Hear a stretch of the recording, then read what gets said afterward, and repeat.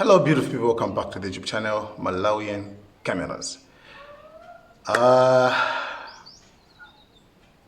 Nkhani ili pano ndi ya anthu achikulire amene akumapezeka ku Mai Mbambande kumene kuku ndithu kumapezeka anthu achikulire amene amawasunga.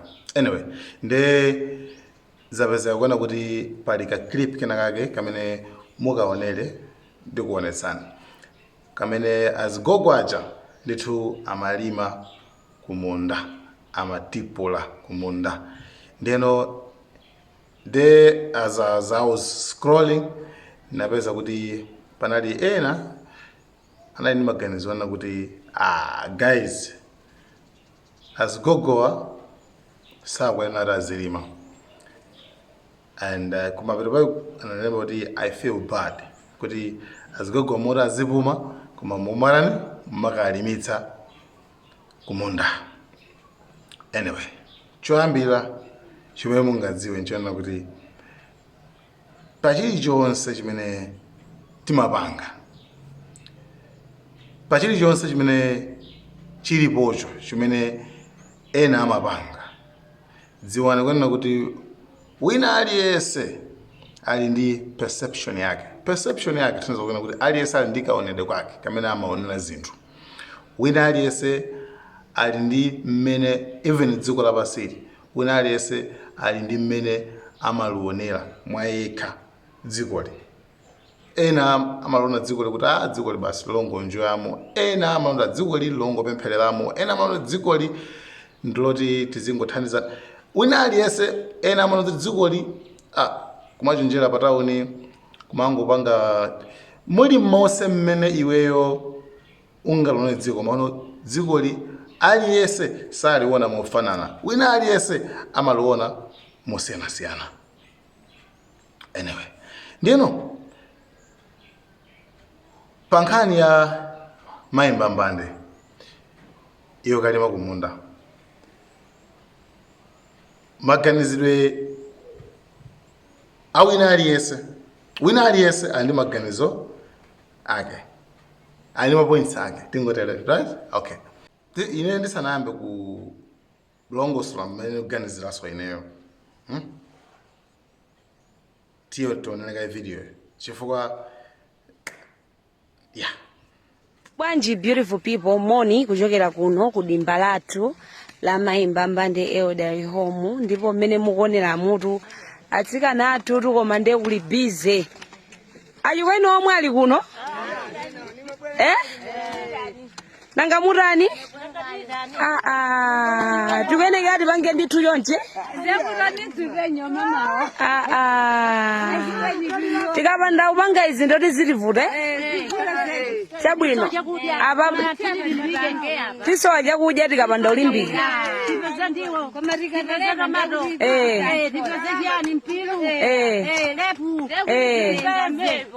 Timpeze toka.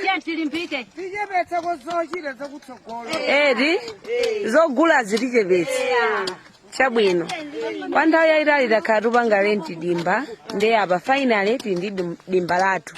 Nde mmene mukuonera mutu atsikana sadalole kuti tike mwaganyu wina aliyense. Paja moti ntchito imuta? Akupopota kuti nthaka itani? Kuti ndiwo zipitemo. Mene mukuoneramu akupopota nthakayi otsikana athu. Imene kuona kuti ndizabwino akusangalala ma exercises choncho ndithu.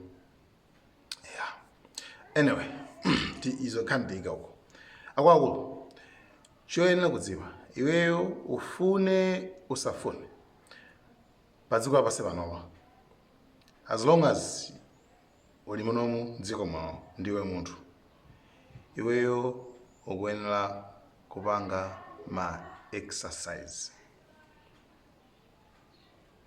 Iweyo ukuyenera kupanga ma exercise, ufune usafune. Ndeno chimodzimodzi ngati azigogo aja aku Mai Mbambande akuyenera kumapanga ma exercise.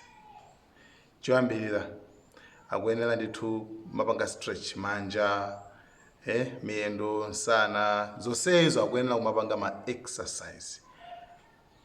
Panepo nde imene ndi recommendation, imene it's a must. Ngati sungapange ma exercise komano uyende mtunda ndithu. Kantunda choncho kubwereraso. Komano iweyo sukuyenera kuti ungokhala chete. Right? Iweyo ufuna usafuna. Ukuyenera kupanga chani? Ma exercise. Tikatenga ma exercise. Kufuna ma exercise ali ndi phindu. Koma ukaganiza kwambiri upeza kwena kuti mu exercise momwemo utha kuonjezeranso maphinduso enaso. So zakwena kuti kuzatenga ma exercise ndikuyika maphindu polima mene akupangira mayembambande. Sikuti akungopanga ma exercise. Owatakhala kuti sanalime koma akuyenera akapange ma exercise. Sonzo kuti iwo ngati apanga shift ma exercises kuapitisa kumunda. Sonzo kuti maphindu ali mene mujamo ndi maphindu amene ali ochuluka kwambiri kusiyana ndi kumangopanga ma exercise. Maphindu aja kupanga ndi madapa. Maphindu aja kupanga ndi madapa. Sometimes kulipo kwamvera nthani chisoni ni aita amvera chisoni azengokhala koma kukhala akoso kuliso kuta kuli kwaonongaso. Zotheka zimene zosikuti wangokhala mangonongeka. Koma no let's tipitise point imeneyi patali. It's all about mindset. Kaganizidwe basi. Wezera anthu ena ake akupalasa njinga amanyamula anthu pamene ukupalasa njinga upanga dampa paja iweyo pene pajapo ukuona umona ngati ukuvutike komano ukupanga ma exercises. Inu sumaona anthu ena ake kuti amathawa mangokwera njinga for free popanda walipira kungogula njinga basi mangopalasa. A vice president pamene iwe ukupalasa akulipiraso komanso kumona ngati kuti ukuvutikaso. It's all about mindset. Kaganizidwe nde mmene mundithu muli maphindu ndithu ochuluka ndithu amene akuchitika komanso zikutiphunzitsanso makamaka achinyamatafe kuti tiyeniso tikhale anthu olimbikira kwambiri kukapa kombatu ka garden bwinobwino kuti zinthu zikhale ngati zikupita patsogolo.